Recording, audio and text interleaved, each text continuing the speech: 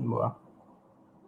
Então fala pessoal, sejam bem-vindos a mais um vídeo aí do canal Talking About Testing, mais um episódio do Sci.chat, nossos chats sobre Cypress. E hoje eu tenho um convidado aqui que é o Thiago.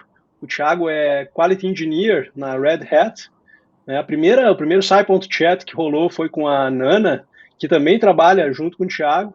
E aí o Thiago entrou em contato comigo no LinkedIn e falou que assistiu o vídeo, achou interessante e que tinha um pouco mais a contribuir ainda sobre esse assunto de como que eles usam Cypress para fazer a automação de testes dentro da Red Hat. Então, obrigado aí por aceitar o convite, Thiago. E te apresenta aí brevemente para a galera, então, por favor. Nada, imagina. Obrigado você, Valmir, por abrir o espaço aí. Meu nome é Thiago, estou trabalhando na Red Hat faz 10 meses aproximadamente. Tenho algum conhecimento com Cypress. Na verdade, o produto que eu estou trabalhando hoje, a gente está utilizando somente Cypress ali com os testes de integração. A gente está utilizando bastante coisas ali que está dentro do ecossistema do Cypress, né? Como alguns plugins ali para regressão visual. Então, espero poder contribuir bastante aí com a Talk. Ah, que bacana, que legal. Eu gosto bastante do assunto teste de regressão visual. Vamos já começar fugindo então da agenda. Boa. O que vocês usam de ferramenta para teste de regressão visual? E se puder contar assim um pouquinho de como é que vocês fazem teste de regressão visual? Vocês testam em diferentes navegadores, diferentes viewports? O que vocês usam de ferramental? Legal, legal. Então, foi bem bacana, assim. O time meio que passou por um momento de transição por algumas questões em relação à ferramenta. A gente chegou a utilizar primeiro esqueci o nome da ferramenta, concorrente da AppTools. Percy? Percy. A gente chegou a utilizar o Percy por algum tempo, justamente por conta da AppTools ter a questão, né, de custo um pouquinho mais elevado ali. Uhum. A gente meio que planejou para que fosse fácil mudar de uma ferramenta para outra, e em fato é muito fácil, né, dado que o que mudaria ali no caso seria apenas o comando que tira o screenshot, por exemplo. Então, a gente acabou Sim. fugindo um pouco sobre algumas coisas customizadas da ferramenta em si, para poder fazer essa transição um pouco mais fácil. Então, Então vocês migraram de Percy para AppleTools, é isso? a gente migrou de Percy para AppleTools. Massa. A gente se qualificou para o plano open source da AppleTools. Então, por conta disso, né, a gente testa hoje, principal é Chrome, Firefox, e a resolução mínima ali é 1024 por 768, que é a resolução principal que a gente dá suporte ao produto. Então é mais desktop mesmo. Isso, e qualquer coisa acima disso também, né? Então, Sim. essa é a mínima. Legal. Que massa, cara. Eu tive experiência com regressão visual com a primeira ferramenta que eu usei para teste de regressão visual foi uma ferramenta desenvolvida pelo pessoal da Zibia, que é um lance chamado Visual Review, mas eu achava meio chatinho porque tu tinha que subir um servidor para daí rodar, né, ele que processava as imagens e coisa e tal. Daí depois, a primeira ferramenta que eu tive assim bastante sucesso usando foi o AppleTools. Na época eu Legal. trabalhava na Noruega para a ferramenta que a gente está usando aqui, para o Whereby. E a gente tinha feito a gente fez toda uma estratégia assim de uso do AppleTools para usar só a versão free. Uhum. Então, só que daí tinha uma certa limitação de quantas snapshots a gente conseguia tirar por mês ou alguma coisa assim. Daí a gente acabou naquele momento migrando depois por uma ferramenta open source que foi desenvolvida por um cara do LinkedIn, que é o Garris, que foi o Backstop.js. Backstop. E aí depois de um tempão, eu comecei a ouvir falar do Percy, coisa e tal, e aprendi e tal. Tem até um curso de Percy na minha escola. Mas uma vantagem que eu gosto do AppleTools com relação ao Percy, pelo menos assim, não sei se tu já percebeu isso, mas no Percy, quando o teste falha, no console ali o teste passou, tá ligado? Tipo, quero dizer quando a snapshot é diferente, o teste passa no teu console, mas no dashboard tu vê a diferença. E aí tu tem que ir lá aprovar ou reprovar manualmente. E eu gosto que no AppleTools ele quebra o build. Achou diferença visual, quebra o build. Eu tô em contato com o pessoal do AppleTools agora para ver se eu consigo alguma coisa que seja de baixo custo para eu poder usar para fins de ensino e tal. Que massa, cara, que legal. É bem legal. A AppleTools é uma ferramenta bem mais robusta em termos de features e tal, Sim. né? Então eles provêm o dashboard, que é bem completo, você pode fazer todo o gerenciamento lá no dashboard.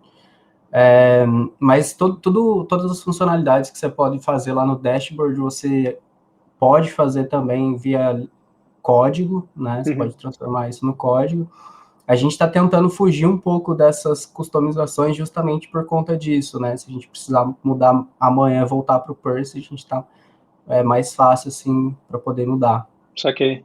Eu acho legal que o AppleTools, ele te dá várias possibilidades de verificação, né? Tu pode, tipo, verifica aquele modo, sei lá, que é o estrito, que é, tipo, tudo que tiver na tela, ou então só o layout, daí ele não se importa com o conteúdo, ou só o conteúdo, daí ele não se importa com o layout. Tem questão de, às vezes, eu vi uma talk da Andy Jones que ela mostrava a questão assim, de mudava as cores das coisas no layout, mas ele só olhava que o layout não mudou e tal. Realmente, é bem rico em funcionalidade mesmo. Mas, cara, mudando um pouco de assunto agora, assim, uma das coisas que eu achei mais interessante quando tu veio conversar comigo no LinkedIn é o fato de que tu comentou. Eu assisti recentemente uma talk do cara que se chama John Hill, né, que trabalhava ou trabalha aí na Red Hat, com o Gleb Barmutov falando sobre a reescrita de uma aplicação que é o Ansible Tower, né, o front-end foi reescrito e daí com a reescrita do front-end vocês migraram de Nightwatch para Cypress. Tu podia contar para a gente um pouco assim sobre essa migração que aconteceu, assim, meio que tu assumiu isso daí depois, mas se tu puder contar um pouco do que aconteceu antes, né, a ideia é a gente tentar trazer aquele conteúdo que é em inglês, tentar assim trazer da versão do Thiago aí para a galera que consome conteúdo em português. Legal. Vou tentar trazer assim o máximo que eu conseguir de contexto, né, de algumas coisas que aconteceram bem antes.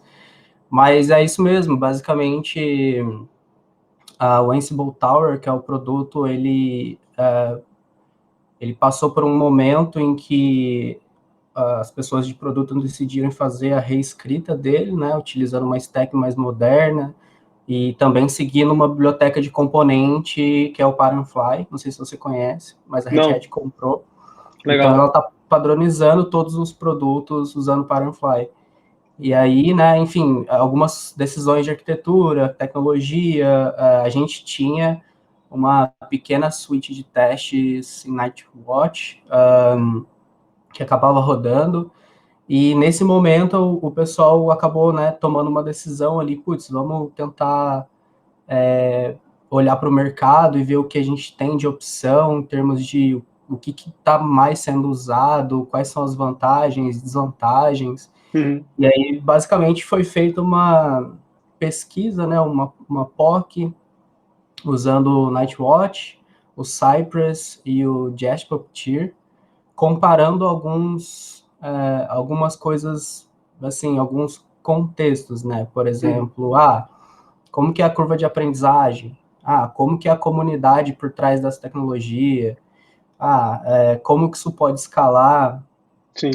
Diversos contextos, né, que foram levantados na época, e o resultado disso foi que o time decidiu por escolher o Cypress como a ferramenta, o framework principal ali para os testes de UI. Legal.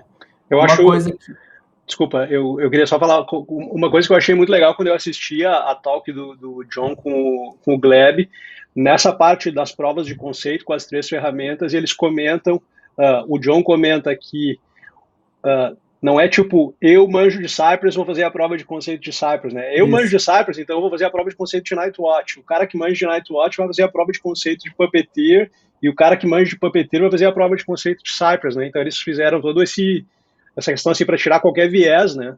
e aí vocês tomaram a decisão sem, tipo, não, eu vou defender a ferramenta que eu já uso, coisa e tal. Achei muito legal isso. Isso, né, isso é meio bacana, assim, porque justamente a gente acaba trazendo, né, com a gente as coisas que a gente mais gosta de trabalhar, Sim. as ferramentas que a gente gosta de trabalhar. Então, a ideia era justamente desmistificar essa questão, né, de curva de aprendizagem.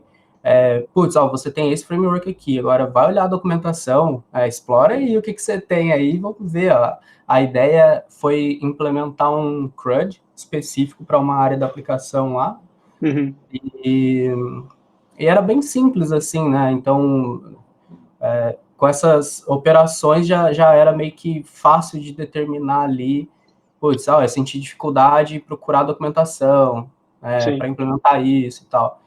Então, foi bem bacana nesse sentido, foi bem estruturado, sabe? Que massa.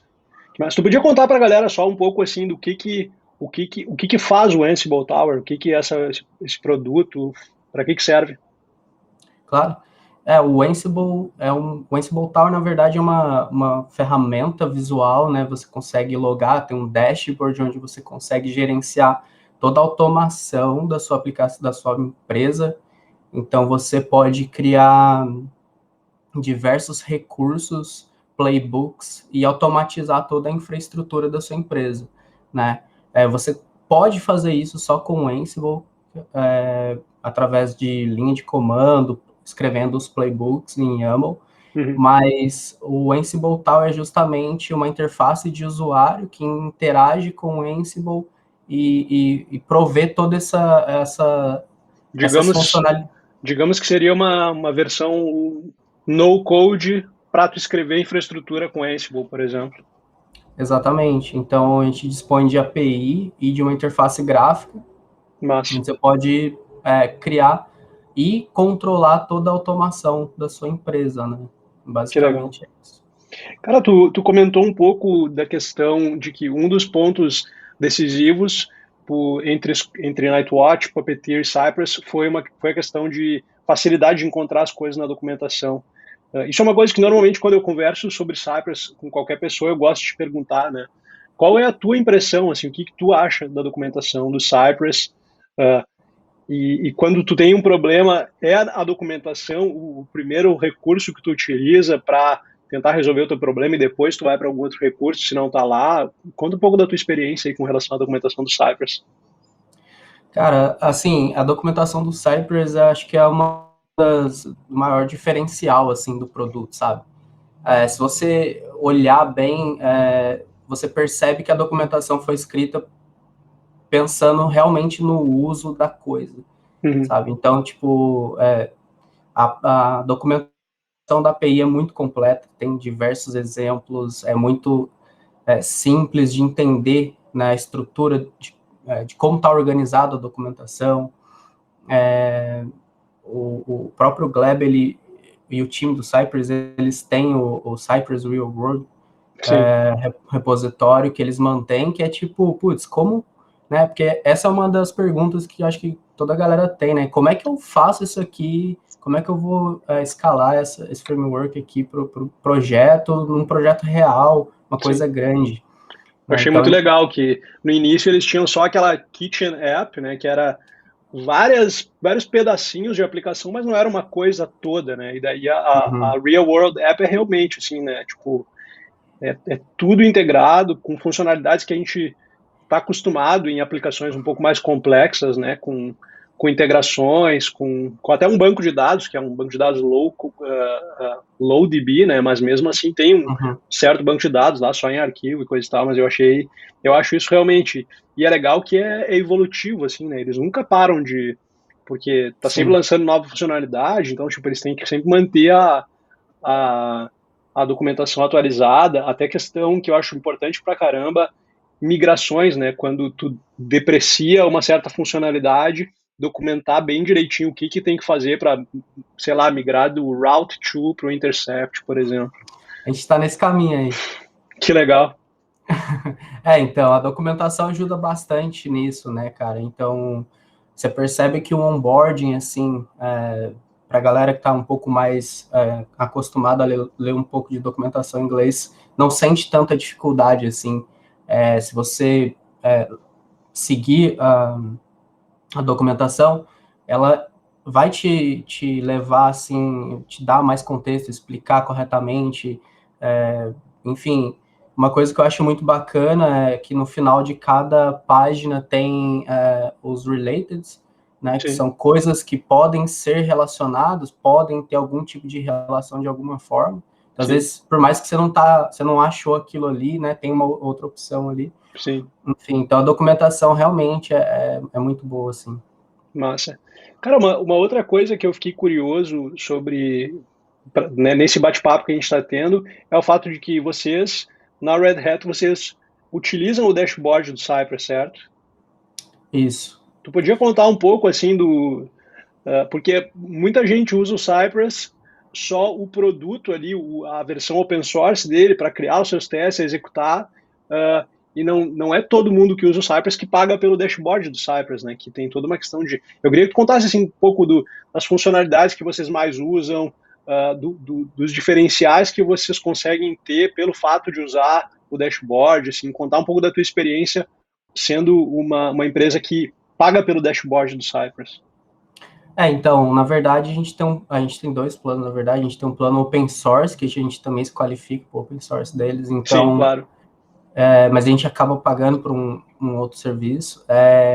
E assim, cara, o uso do dashboard, ele é muito importante, assim, no nosso dia a dia, né? Acho que não tem muito o que comentar, porque é fundamental. Quando você começa a trabalhar, você quer saber, putz, o que aconteceu ontem à noite, qual o resultado nightly, o que está acontecendo, o que quebrou, quais brands aqui tá quebrando muito o teste, então preciso ficar esperto com ela ou né, atento com esse tipo de mudança. Então, o dashboard do Cypress, ele provê muitas informações que acaba ajudando a gente a responder essas perguntas, né? Por exemplo, por que um teste falhou? Né? Então, você consegue consultar lá o screenshot, o vídeo, tudo on demand, né? Tudo hospedado por eles. Então, você tem bastante informação lá, como taxa de falha, taxa de flake, quando que um teste começou a se tornar flake, quando que um teste começou a falhar, tipo, qual é o teste que está demorando mais para executar, qual é a suíte que está demorando mais, que está demorando menos, enfim, tem muita informação Sim. que a gente usa assim no dia a dia, sabe? Eu fiquei curioso sobre a questão dos flake tests. Ele te dá, por exemplo, assim, o commit que começou esse teste era estável e a partir desse commit ele começou às vezes passar, às vezes falhar. É nesse nível de detalhe que ele te traz, ou qual é o nível de detalhe assim que ele te diz, aqui esse teste começou a ficar flake? Então, a gente roda a suíte assim a cada 2 horas, então a gente tem esse gap, assim, a gente consegue pegar tudo que entrou a cada 2 horas, mas sim, essa informação a gente consegue consultar pelo chá do commit, quando que aquela alteração começou a falhar, ou começou a ficar flake, essa informação, ela fica exposta no dashboard. Então, para você ter rastreabilidade é uma coisa muito fácil, Que sabe? legal. Você primeiro vai olhar nesses lugares aí, putz, o que mudou? Ah, não mudou nada. Aí você começa a fazer uma investigação um pouco mais profunda. Sim. Mas isso ajuda bastante. E o que vocês fazem quando vocês encontram assim um teste que tem uma taxa de flakiness muito alta? Vocês, sei lá, vocês colocam ele em quarentena, vocês deletam ele, tentam escrever ele de novo de uma outra forma, qual é assim, ou assim, tem diferentes abordagens para diferentes tipos de teste, como é que vocês lidam com isso? Na verdade, a gente tenta não subir teste flake, né? Essa é a ideia, porque é bem... não é que é chato, mas é um pouco trabalhoso, às vezes, identificar o porquê que está causando, né? Às vezes é uma situação muito específica. Então a gente tenta evitar isso, mas uma vez que a gente percebe que a gente tem teste flake, a gente faz uma investigação inicial ali e vê, putz, será que não é alguma coisa aqui no teste que está não muito bem implementado, que a gente pode mudar. E essa seria a primeira abordagem, sabe? De tentar remover esse flake aí, tentar reescrever o teste para fazer ele passar sempre. Legal. Nem sempre é possível. E como é que vocês provam que o teste deixou de ser flake? Através de várias execuções de novo no dashboard e a taxa dele caindo, ou vocês fazem alguma coisa preventiva? Basicamente isso. Uma vez que o teste está passando, a gente faz o merge, sobe, e a gente acaba acompanhando com essas taxas de flake, né? Então a gente verifica se essa métrica está caindo para aquele teste específico. Sim, eu te pergunto porque quando eu trabalhei no GitLab, a gente trabalhava com o Ruby, e o Ruby tem aquela funcionalidade times, de tu poder, tipo, encapsular todo um trecho de código, por exemplo, um teste num 5.times, e daí ele executa aquele bloco 5 vezes, ou 10.times. E o Cypress, ele tem o Lodash empacotado junto com ele, e o Lodash tem o times também, né? Então, eu escrevi um conteúdo esses tempos que fala sobre isso, tipo, eu tô corrigindo um teste que é flake. Então, antes de eu criar o meu pull request, eu vou colocar ele em volta de um times rodando 10 vezes para garantir que ele passou as 10 vezes seguidas, por exemplo, e daí, tipo, agora, ele passou 10 vezes seguidas, parece que ele está robusto o suficiente, daí agora eu vou fazer o meu pull request. E esses dias também eu fiz uma live onde eu falei sobre o Cypress Grep, que é um plugin novo que o Gleb criou, que te deixa executar testes passando uma string, que é parte do texto da descrição do teste, né? Realmente como se estivesse fazendo um grep de alguma coisa, né? E ele também te deixa fazer grep por tags, né? Então tu pode passar uma propriedade de tags nas options dos testes e uma funcionalidade extra que essa lib, o Cypress Grep, tem é uma funcionalidade chamada burn. Então tu passa burn 5 e ele vai pegar aquele teste e vai queimar ele, executar 5 vezes, né? E é uma abordagem interessante também para validar, assim, esse teste aqui, ele era flake, ele foi corrigido mesmo, vamos queimar ele aqui, executar ele umas 10 vezes seguida para ver se ele passa, né? Tipo, e às vezes eu fico até pensando, assim, às vezes não fazer isso só em ambiente local, porque ambiente local normalmente a gente tem máquinas um pouco com poder computacional grande, né?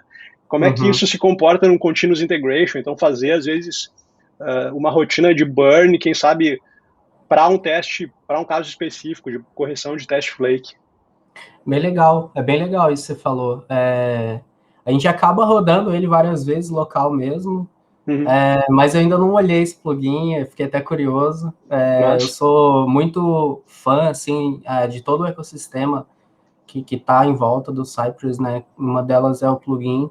Eu acho que isso é muito bacana porque você consegue estender a ferramenta de qualquer forma, sabe? Eu acho que é uma sacada muito legal, assim. E tem várias coisas que começam como plugin e depois se tornam core, né? Depois que amadurecem. Então, cara, dá uma olhada depois na live que eu fiz, acho que tu vai curtir. O Samuel Lucas também fez um vídeo bem legal sobre o Cypress Grep. Legal. Cara, um outro assunto que eu queria que tu trouxesse pra gente é, depois que vocês mudaram de Nightwatch para Cypress e reescreveram o Ansible Tower, qual foram, assim, os maiores desafios que vocês tiveram em fazer essa migração ou depois dessa migração e, ao mesmo tempo, quais foram as realizações, assim, as coisas, os frutos que vocês colheram pelo fato de ter usado isso, de ter mudado de ferramenta? E se eu pudesse também comentar um pouco sobre quais eram os maiores problemas que vocês tinham com o Nightwatch, porque eu imagino que, quem sabe, vocês deviam ter algum problema para, quem sabe, pensar, vamos olhar alguma outra ferramenta. Sim, eu acho que todo esse processo de reescrita é uma coisa que ajudou bastante, né, que nos ensinou bastante, foi com relação à mudança, né? Então, a gente está trabalhando num projeto open source que está usando uma biblioteca de componente upstream, que não é parte ali, então tem um ciclo de release totalmente diferente. Então, um componente de botão que hoje está assim, amanhã está de outro jeito. Input também. Então, a gente com essas mudanças de biblioteca externa, a gente acabou sofrendo um pouquinho com relação a isso. Uma coisa que pegou bastante foi a questão do testabilidade, né? Então, definir padrões de testabilidade no início do projeto é uma coisa que é muito legal, apesar de a biblioteca de componentes do Firefly eles dispor de locators específicos para teste, isso não estava totalmente implementado ainda. Então, alguns componentes tinham suporte, outros não. Então, a gente teve lugares que a gente acabou utilizando um conjunto de propriedades, em outros lugares a gente está usando outros. Isso acaba que sendo um pouco doloroso, principalmente porque o app ele está sempre mudando, a gente está sempre atualizando coisas, né? Durante esse processo de reescrita, por exemplo, as listas mudaram bastante também. Então, manter um projeto de automação de UI num ambiente assim é muito complicado. É bem desafiador por conta das mudanças e às vezes a gente tem que deixar de testar algo, de automatizar algo, sabendo disso, né? Sabendo que isso vai mudar, então a gente não vai tem que investir fazer tempo o aqui. trade-off ali, de tipo, isso aqui vai mudar logo ali na frente, seria um investimento perdido, digamos. Exatamente. Com certeza, de um tempo para cá, as coisas começaram a ficar mais estáveis, né? Os padrões foram ficando um pouco mais claros, isso nos ajudou bastante.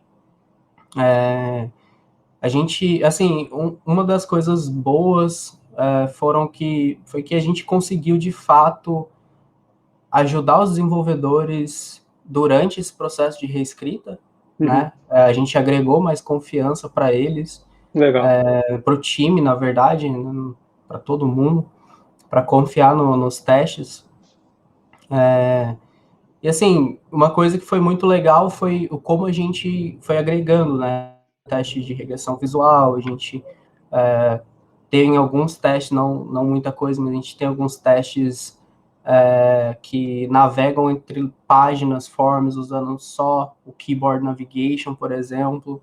Nossa. Então, a gente acaba verificando, né, se o usuário consegue ali preencher o área usando só o teclado, se o foco está indo para o campo certo, enfim, esse tipo de coisa. Começaram com feijão de arroz e depois foram adicionando mais sabores, digamos, nessa automação aí. Que legal, acessibilidade e tal, massa pra caramba. Isso.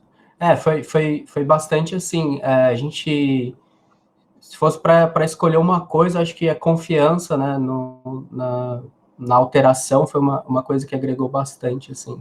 Que legal.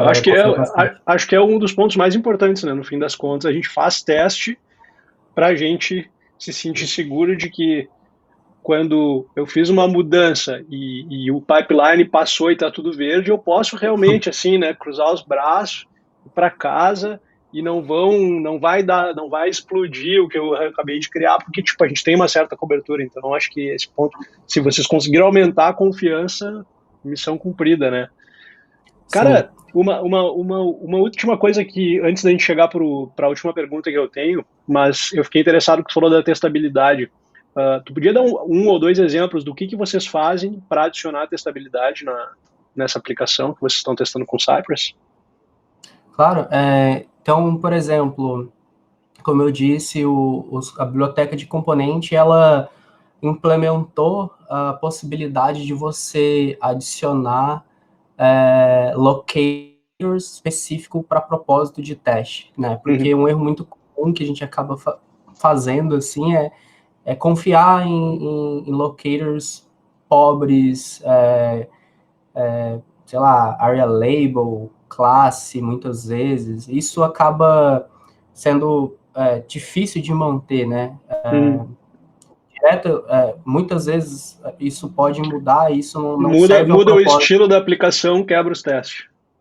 Isso. Padrão. Isso não serve ao propósito de teste especificamente, né? Sim. Uma coisa que a gente começou a fazer foi, para componentes que a gente tem suporte, a gente passa a propriedade, a gente conversa por exemplo, vamos implementar uma tela assim, vai ter, sei lá, um formulário. Beleza, o que você quer aqui de locators? A gente acaba tendo esse acordo assim um pouco antes. Eu sei que nem sempre é possível. Quando não é possível, a gente adiciona a gente mesmo. Uhum. E assim, quando... Pode continuar, pode continuar. Quando a gente não tem a possibilidade de implementar esse locator específico que é disponibilizado pelo time do Patternfly, por exemplo, a gente usa Data CI, que é algo mais propósito de teste, assim, e como uma terceira opção seria ID, né? Então a gente tenta buscar seguindo essa ordem, assim. Então, legal. A gente tem uma custom function que hoje ela busca só por locators de Patternfly, mas futuramente ela vai buscar por qualquer coisa ali, né? Então eu não me importo que tipo de propriedade que eu quero o elemento que tem esse valor aqui como ID de teste. E ele vai interagir. Que legal. Vocês fazem alguma outra coisa com relação à testabilidade além de locators, como por exemplo o uso de app actions e coisas do gênero?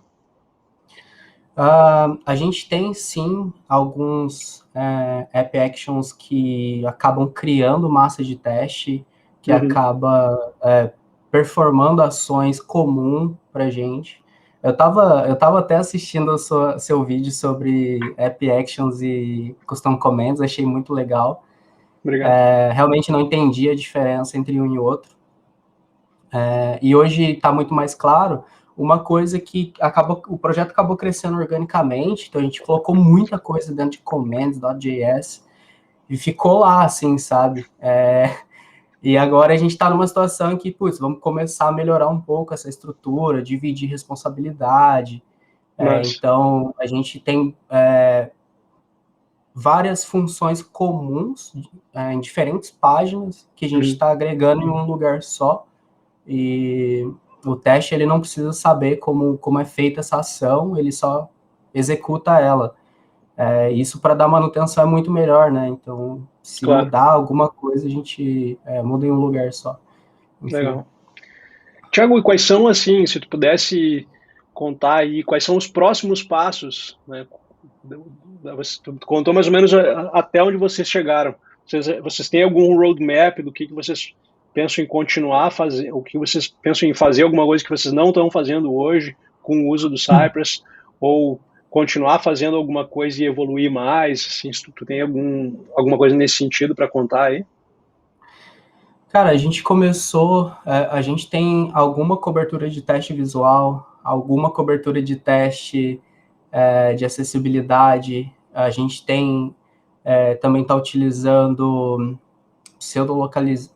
pseudolocalization para testar a tradução. Então, a gente, antes da gente abrir o browser, a gente muda o idioma do browser, e aí a gente verifica se os strings estão sendo carregados num idioma diferente, por exemplo, russo, seja lá qual for. Quantas línguas vocês suportam? Só por curiosidade.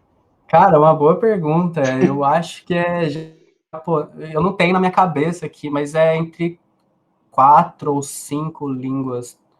Eu sei que japonês é uma delas, é a que eu mais uso, eu não tenho certeza de todas. Nossa. Legal. Então, a ideia, assim, é a gente crescer, né, agora que a gente consegue crescer um pouco mais com relação ali cobertura em diferentes contextos, e algumas mudanças também com relação à estrutura, né? Porque a gente foi crescendo no projeto, e agora, putz, a gente precisa melhorar algumas coisas com relação à estrutura, fazer com que seja muito mais fácil dar manutenção, sabe? Porque a gente acabou ficando muito na dúvida, assim, putz, como é que a gente vai organizar os specs, estrutura de pastas, e etc, etc. Daria para resumir que vocês, por exemplo, assim, vocês tinham um problema, vocês resolveram e agora vocês vão começar a arrumar a casa? Sim, eu diria que sim. A gente está numa posição bem boa. Eu não acho que a gente está numa situação ruim quanto a isso, mas com certeza tem muita coisa para melhorar. A gente está trabalhando com relação a isso.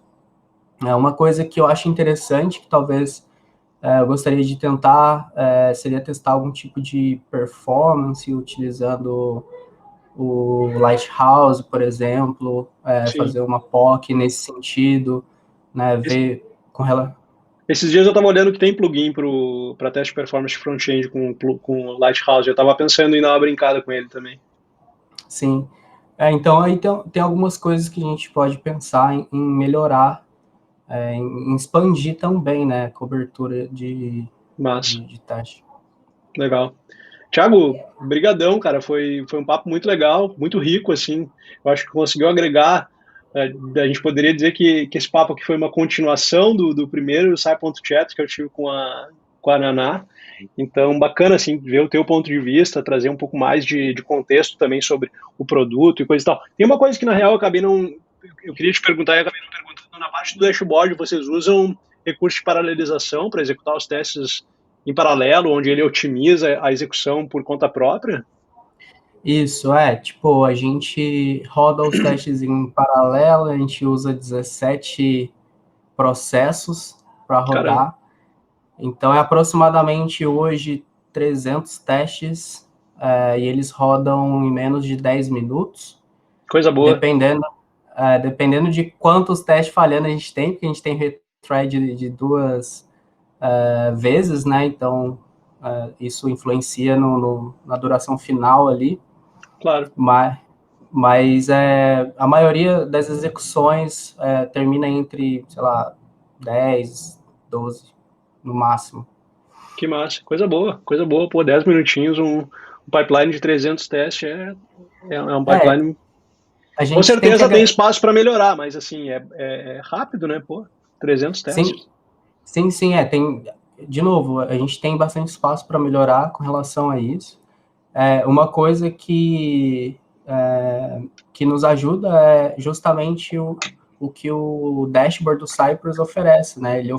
Com base nas métricas dos testes, que é tempo de execução, qual teste leva mais tempo, leva menos tempo, então ele cria uma paralelização perfeita para que Sim, quase todos os testes eles comecem e terminem ao mesmo juntos. tempo. Sim. Então isso é uma coisa muito bacana, assim, a forma como é organizado os testes para ser executado. É, A gente não...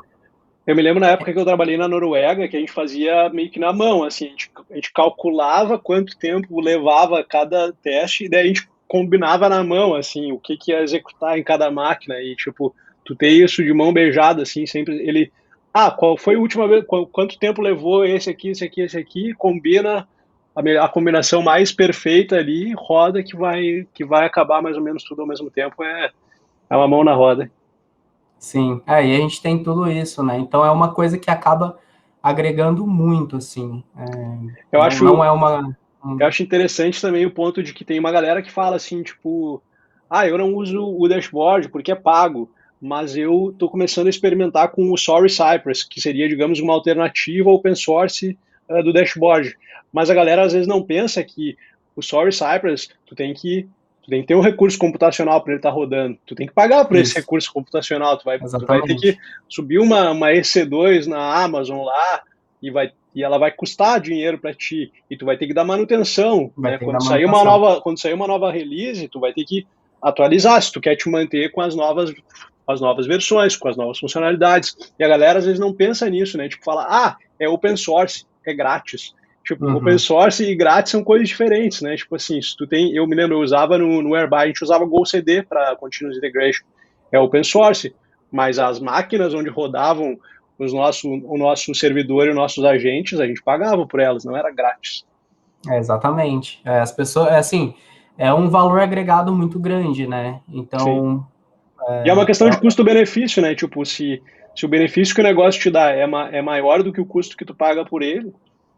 exatamente. O tempo que a gente perde, assim, com triagem de falha é muito pequeno, né? Considerando que um teste de UI, por exemplo, ele pode falhar por diversas razões que nem sempre é fácil de identificar ali. Às vezes Sim, mas às vezes leva um tempinho. E sim. com todas as informações disponíveis, assim, é muito fácil. Que massa. Então Pô, agrega bastante. que massa. Muito legal poder conversar com alguém que usa o dashboard e tem, assim, digamos, propriedade para falar sobre o assunto. Muito massa. Thiago, brigadão pelo papo, agora sim. Eu queria Imagina. deixar um espaço final aí, se tu quiser divulgar alguma iniciativa, se vocês tiverem vagas para trabalho, o que tu quiser aí, agora é um espaço para ti aí. E te Ah, agradecer de legal. novo. Legal. O produto que eu trabalho na Red Hat está contratando, então, galera que tiver interesse, depois eu vou deixar o link com você, Valmir, você divulga para a galera. Se alguém tiver alguma dúvida, tiver, sei lá, quiser perguntar alguma coisa, também vou deixar nas redes sociais para entrar em contato. Então, fiquem bem abertos, assim, pode entrar em contato numa boa. Massa. Então depois eu vou colocar na descrição do vídeo daí, vai estar na descrição do vídeo, tanto o link que o Thiago comentou, quanto as redes sociais dele. Se vocês quiserem tirar qualquer dúvida, pode entrar em contato com o Thiago daí. Cara, mais uma vez, muito obrigado, foi muito bom o papo, foi muito bom poder me Eu que conectar agradeço. contigo, além do LinkedIn ali, ver a tua cara aí e poder trocar essa ideia. Foi massa mesmo, espero que vocês que estão assistindo esse vídeo também tenham gostado. Se gostaram, não esquece de deixar um like, se inscrever no canal, né, clicar lá no sininho de notificação para receber notificação que toda semana tem vídeo novo aí no canal Talking About Testing. Tem as lives nas terças-feiras também. E se quiser compartilhar esse vídeo com alguém das suas redes que você acha que pode achar interessante esse bate-papo, fica à vontade também. Mais uma vez, brigadão aí, Thiago, e até a próxima, galera. Valeu. Tchau, tchau.